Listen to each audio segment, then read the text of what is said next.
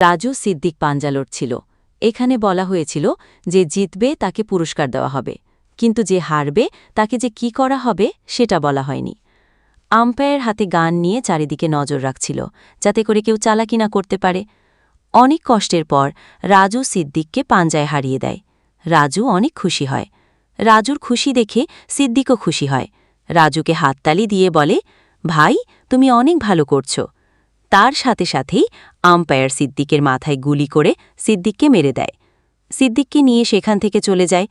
এটা দেখে রাজু অনেক ভয় পায়। তারপরে রিমি তার মেয়েকে কোলে নিয়ে রাজুর সাথে পাঞ্জা লড়তে সেখানে চলে আসে। রিমি জানত না যে হেরে গেলে তার প্রাণ দিতে হবে। রাজু রিমির কোলে তার বাচ্চাকে দেখে অনেক ঘাবড়ে যায়। আম্পায়ার ধমক দিয়ে তাদের পাঞ্জা শুরু করতে বলে। রিমি পাঞ্জা লড়ার সময় তার বাচ্চা মেয়ের দিকে তাকায়। এতে রাজুর খুব মায়া হয়। রাজু ইচ্ছা করে নিজে হেরে গিয়ে রিমিকে জিতিয়ে দেয়। রিমি খুশি হয়ে যায় আর সাথে সাথেই আম্পায়ার রাজুকে গুলি মেরে দেয়।